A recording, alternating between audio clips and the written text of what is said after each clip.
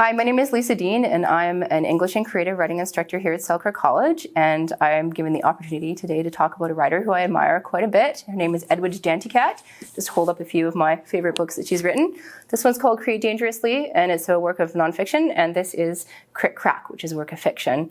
So I don't teach in this college without Edwidge Danticat. She's in all of my syllabi. I think she's a really important writer for the questions that she raises. Also, just as a writer, her formal innovations are amazing. Like in Krak, for example, one of the title stories is called Children of the Sea. And the way it's written is it's two different people who are writing letters to each other, but instead of one responding to the other, they don't know if they're ever going to see each other again. So they're writing letters in tandem.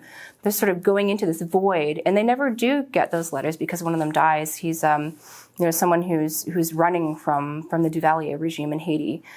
Just a really, really ugly time. And I think that's something that I love about her work, is that she takes really ugly times and makes them so beautiful just through the language and attention, and also just the empathy and understanding that can exist for the person who's putting that energy into creating the work, but also the person who's reading it.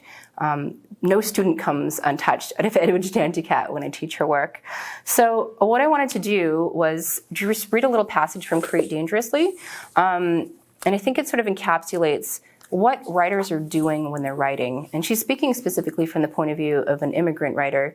And I also like to teach her work just because, we are in North America and we're a fairly privileged, population. So it's good just to have that reminder of just the inner, the sort of larger interconnectedness and workings of different populations in the world. So this is from chapter 1 of Create Dangerously. Albert Camus once wrote that a person's creative work is nothing but a slow trek to rediscover, through the detours of art, those 2 or 3 images in whose presence his or her heart first opened. Over the years, I have tried to explore my 2 or 3 images in these essays. In each of these pieces, though, there were several cities, a country, 2 independent republics in the same hemisphere, but obviously with different destinies and goals in the world. The immigrant artist shares with all other artists the desire to interpret and possibly remake his or her own world. So though we may not be creating as dangerously as our forebears, though we are not risking torture, beatings, execution, though exile does not threaten us into perpetual silence, still, while we are at work, bodies are littering the streets somewhere. People are buried under rubble somewhere. Mass graves are being dug somewhere.